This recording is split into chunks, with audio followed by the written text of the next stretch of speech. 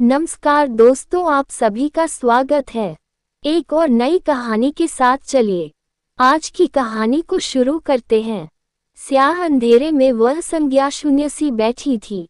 जितना अंधेरा बाहर था उससे कई गुना उसके भीतर उस पर एक भयानक अंधेरा उसे अपनी ही ओर बढ़ता प्रतीत हो रहा था।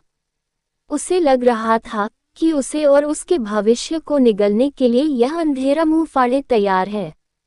भावी जीवन की उसे कोई सुखद संभावना ही नहीं नजर आती थी। स्त्री जीवन का दंश झेल रही थी। गहना पहली संतान के होते हुए भी दूसरी बार मां बनने की बाध्यता, उसके बाद अजन्मे बच्चे को खो देने का दुख। इस घटना को बीते 2 महीने बीत चुके थे, पर वह इस दुख से उभर नहीं पाई थी। अपना दुख वह भूलती भी तो कैसे। पति और खास तौर पर सास उसे यह एहसास दिलाने से नहीं चूकते कि उसकी ही वजह से उनके खानदान का वारिस उनसे छिन गया। शारीरिक कमजोरी तो थी ही, उससे कहीं अधिक उसका मन कमजोर हो चुका था। इतने वर्षों की सेवा का भी उसे क्या प्रतिफल मिला? कुछ भी नहीं। अगर कुछ मिला तो वह थी अपराध बोध की गठरी, जो भारी बोझ की तरह उसके मन पर रख दी गई। ये गठरी पिछले 11 वर्षों से भरती ही जा रही थी। ये बोझ अब उसके लिए असहनीय हो चुका था। उसकी खुशियों के सारे पर्याय उससे छिन चुके थे। अब उसकी खुशी थी मात्र उसकी खुशी, उसकी 10 वर्षीय बेटी। खुशी ही अंधेरे में बैठी अपनी मां को ढूंढती उस कमरे तक आई। उसने कमरे की बत्तियां जला दी। मम्मा, आप अंधेरे में क्यों बैठी हो? अपनी मां को कंधे से पकड़ती खुशी ने कहा। खुशी जानती थी कि उसकी मां किन परिस्थितियों से संघर्ष कर रही है। उसे सामान्य देखने की इच्छा में ही वह उससे अपने छोटे मोटे काम करवाती रहती, पर इस वक्त वह अपनी दादी का आदेश लेकर आई थी। मम्मा, दादी को चाय चाहिए, मैं बना दूं? खुशी ने अपनी मां का सर सहलाते हुए बड़ी मासूमियत से पूछा और गहना ने उसके गाल सहलाकर उसे मना कर दिया। वह सहारा लेकर उठी और रसोई की ओर डगमगाते से कदमों के साथ बढ़ गई। स्टोव पर दूध का बर्तन रख, एक हाथ में लाइटर लेकर उसने नॉब घुमाया ही था और अचानक ही उसका सिर घूमने लगा। वह अपना सिर थामे वहीं धम्मस से गिर पड़ी। मम्मा, क्या हुआ आपको? खुशी पानी के गिलास के लिए दौड़ी। यह उसके लिए नया नहीं था। काफी दिनों से उसकी मां की हालत ऐसी ही थी। उसने अपनी मां को पानी पिलाया और उसके चेहरे पर भी कुछ छींटे मारे। मम्मा, आप ठीक हो ना? खुशी को यह अपनी ही गलती समझ आई। उसकी मां ने पलकें झपकाकर उसे आश्वस्त किया कि वह ठीक है। मां की मदद करने के लिए खुशी खुद ही चाय बनाने आगे बढ़ी। गहना खुशी को इसके लिए मना करती, उसके पहले ही एक धमाका सा हुआ और इसके साथ ही खुशी की चीख भी निकल पड़ी। तू मेरी बात मान क्यों नहीं लेता? ये पागल हो चुकी है। मेरे पोते को तो इसने दुनिया ही नहीं देखने दी और आज मेरी पोती को भी मार डालती। सास इल्जाम पर इल्जाम लगाती गई, पर प्रतिकार करने वाला कोई नहीं था। उसका पति भी दांत पीसता रहा। उसकी मां की बातें अब उस पर अच्छी तरह असर कर रही थीं। वह भी तंग आ चुका था अपनी पत्नी से, या शायद मां की एकतरफा बातों ने ही उसके मन में जहर भर दिया था।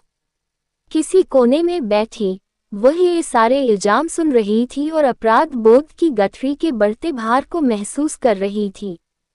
वह ठीक ही तो कह रही हैं, आज उसी की वजह से उसकी बेटी की जान जाते जाते बची। वह किसी योग्य नहीं रही। उस पर जो भी इल्जाम लगाए जा रहे सब सच ही तो हैं। ये सारी बातें सोचती वह आंसुओं से अपना आंचल भिगोती रही। वह अवसाद की गहरी खाई में धंसने लगी थी। कोई उसे उस खाई की ओर जाने से रोकने वाला नहीं था। हाँ, उस ओर बढ़ने के प्रेरक घर में ही मौजूद थे। अपने बारे में नकारात्मक बातें सुनते सुनते अब वह खुद को ही निम्नतर श्रेणी की जीव स्वीकार करने लगी। उसे अपने जीवन से कोई अपेक्षा ही नहीं रह गई। खुशी का हाथ जल गया था। चोट बहुत अधिक नहीं थी, पर एक माँ की दृष्टि से कहीं अधिक नजर आ रही थी। उसकी पीड़ा को वह स्वयं महसूस कर पा रही थी और खुद को ही उसका जिम्मेदार भी मान रही थी। उसे सास और पति की बातें सुनते सुनते स्वयं से ही घृणा होने लगी थी। सब्जियां काटने को हाथ में थमे चाकू को घूरते हुए जी में यह आया कि अपनी जीवन कथा यही समाप्त कर दे। चाकू की धार को घूरती वह इससे होने वाले दर्द का अंदाजा नहीं, बल्कि अपनी बेटी की उस स्थिति का अंदाजा लगा रही थी जो उसके इस दुनिया में न होने पर हो सकती है। एकाएक उसके पति ने आकर उसे 2-3 तमाचे जड़ दिए। आज तक बहुत सारी ज्यादतियां सही थी उसने, पर उस पर हाथ नहीं उठाया गया था। वह कुछ भी सोचने समझने की स्थिति में नहीं रह गई थी। केवल शब्द वज्रों को स्वयं पर झेलती, खुद को निकृष्टता की पराकाष्ठा पर खड़ी महसूसती रही। अब समझे, ये कितना बड़ा खतरा बन चुकी है। अपनी ही जान लेने पर उतारू हो गई ये तो। अभी हम सब किसी बड़ी मुसीबत में पड़ जाते। अब इसके साथ तेरा निबाह नहीं हो सकेगा। क्या पता किसी दिन ये घर को ही आग लगा डाले या खुद ही फंदे पर लटक जाए। ऐसा दिन आने से पहले ही कोई ठोस कदम उठा ले, वरना पछताएगा बेटा। अपनी माँ की इस बात पर विचार करने पर वह आज मजबूर हो गया था। अब तक आत्मसमर्पण करती वह थक चुकी थी। उसके मन के भीतर किसी कोने में पलायन की प्रवृत्ति उठने लगी थी। अब उसमें शक्ति नहीं बच गई थी। वह घंटों रोती रही, फिर बिल्कुल मौन हो गई, मानो इंसान नहीं, कोई मूर्ति हो। अच्छी किताबों में सुकून छिपा बैठा होता है। उसने भी यही सोचकर बुक स्टोर से कुछ किताबें ले ली थीं। साहित्य पठन का अनुभव शून्य ही था, इसलिए किताबें कवर पेज के आधार पर चुनी गई थीं। हॉस्पिटल से वह दोपहर के खाने के लिए घर आ गया था, तभी बारिश शुरू हुई थी। दिसंबर की बेमौसम बारिश ने उसे कुछ पुरानी बातें याद दिला दी। न जाने कब से उसे भी मौसमों के बदलने से फर्क पड़ने लगा, वरना उसके लिए तो पहली बारिश और बेमौसम बारिश सब एक से थे। मौसम के बिगड़े मिजाज आज बिल्कुल उसके मूड से मैच कर रहे थे। उसने उन किताबों में से एक किताब उठाए और पढ़ने लगा। जीवन के झंझावातों से, संघर्षों से, आघातों से जब होने लगे यह मन व्यथित थकने लगे। जीवन पथिक स्मृत करो ये कर्म क्षेत्र जिसके हो तुम योद्धा सचेत निश्चित नहीं तुम हो विजय पर कर्मपथ पर रहो अभय सदा न मिलते पुष्प मार्ग पर कंटक पथ हो रहो डटे। क्या है ये? ऐसी किताबें पढ़कर तो मैं और भी ज्यादा तनाव में चला जाऊंगा। पता नहीं कैसे लोग किताबें पढ़कर अपना बिगड़ा हुआ मूड ठीक कर लेते हैं, खुद को मोटिवेट कर लेते हैं। बड़बड़ाते हुए उसने वह किताब खुद से परे फेंक दी, जिसकी शुरुआती कुछ पंक्तियां ही उसने पढ़ी थी। अपने कमरे की खिड़की से उसने बाहर झांका। बेमौसम बारिश थम चुकी थी। शाम का समय था, पर इस बेमौसम बारिश ने इस शाम की खूबसूरती छीन ली थी। जीवन के झंझावातों से मुक्त होने का सबसे अच्छा तरीका है खुद को अपने कर्तव्य में पूरी तरह झोंक देना। वह भी अपने कर्तव्य पथ पर चल पड़ा। अपने सरकारी आवास से निकलकर वह हॉस्पिटल की ओर चल पड़ा।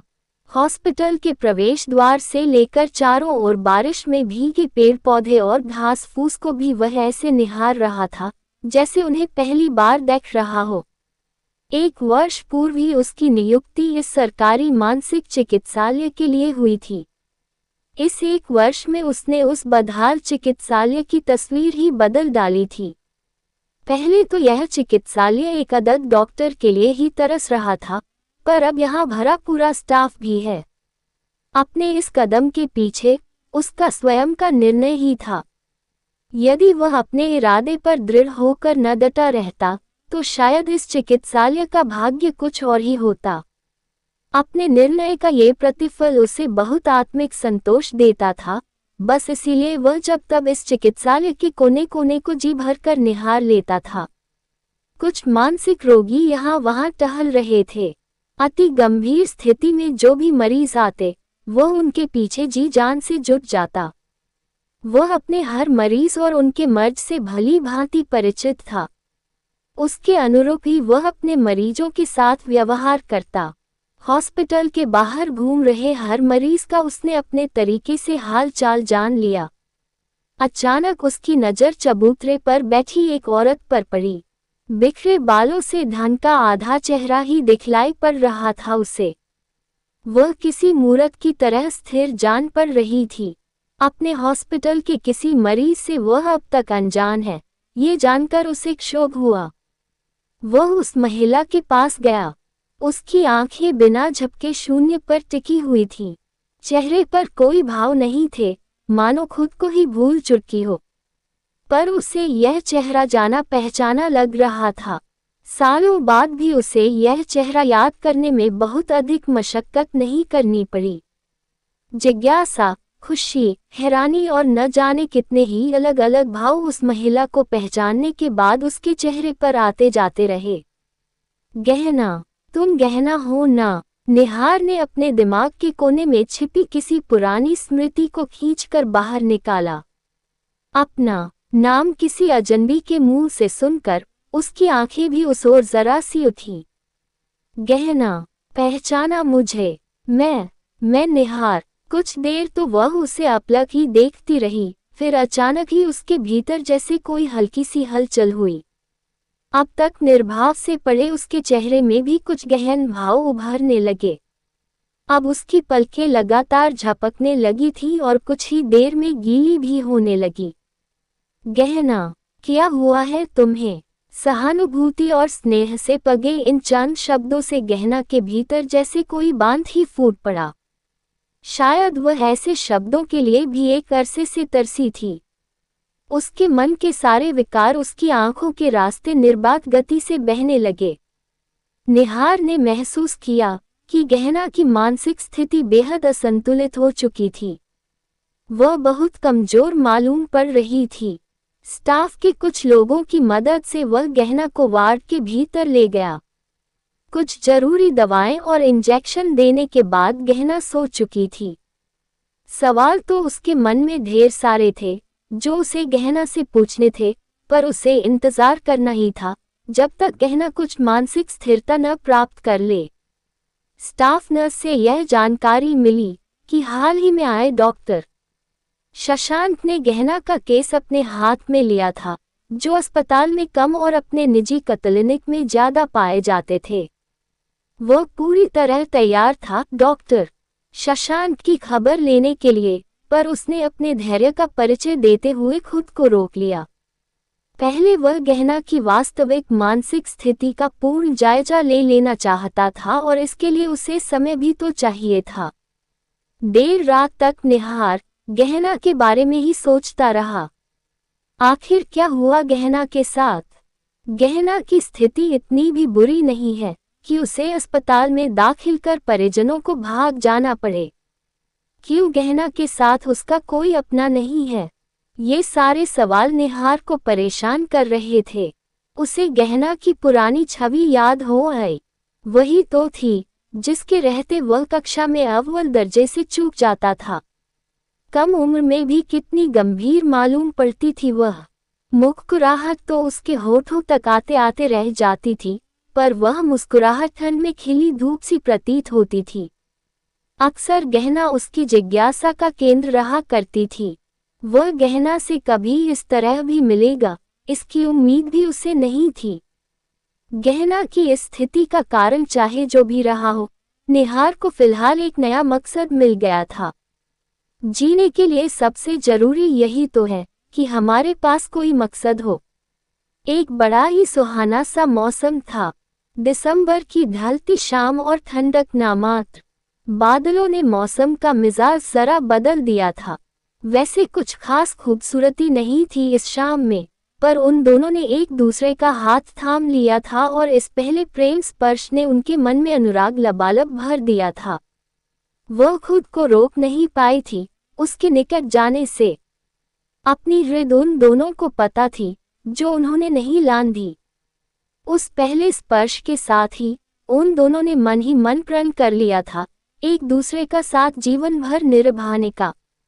एक दूसरे का हाथ थामे वो कुछ लिम्टे शायद उनकी जिंदगी का सबसे सुखद और यादगार पन्ना होता, पर आज वह याद उसे किसी सर्पदंड की तरह प्रतीत हो रहा था।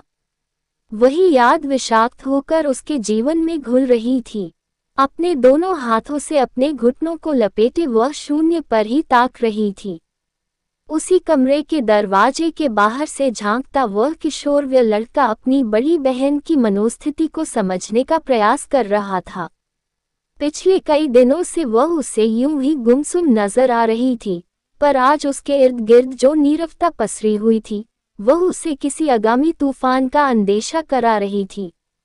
आज सुबह रोज की तरह ही पिताजी ने अखबार पढ़कर टेबल के ऊपर नहीं रखा। सबसे नजरें चुराते हुए उन्होंने पहला पन्ना निकालकर उसे मरोड़कर कचरे के डिब्बे में फेंक दिया। वे इस बात से अनजान थे कि उनके चेहरे के आक्रांत भावों को उस लड़की ने पढ़ लिया था। एक प्रसिद्ध मेडिकल कॉलेज के छात्र ने फांसी लगाकर आत्महत्या कर ली। आत्महत्या का कारण भी लिखा गया था। कचरे के डिब्बे से अखबार का वह टुकड़ा बाहर निकालकर पढ़ रही उस लड़की के हाथ से वह टुकड़ा गिर पड़ा। वह खुद को भी उस मुड़े तुड़े अखबार सा महसूस करने लगी। बस उसी वक्त से उसकी खामोशी नीम खामोशी में बदल चुकी थी। अगर दोस्तों इस कहानी का आप दूसरा भाग देखना चाहते हैं तो हमें कमेंट करके जरूर बताएं। दोस्तों आपको हमारी यह कहानी कैसी लगी कमेंट बॉक्स में जरूर बताएगा। और दोस्तों कहानी अच्छी लगी हो तो वीडियो को एक लाइक जरूर कर दीजिएगा और ऐसे ही और कहानियों के लिए आज ही हमारे चैनल को सब्सक्राइब कर ले और बेल आइकन को प्रेस करना बिल्कुल ना भूलें। धन्यवाद।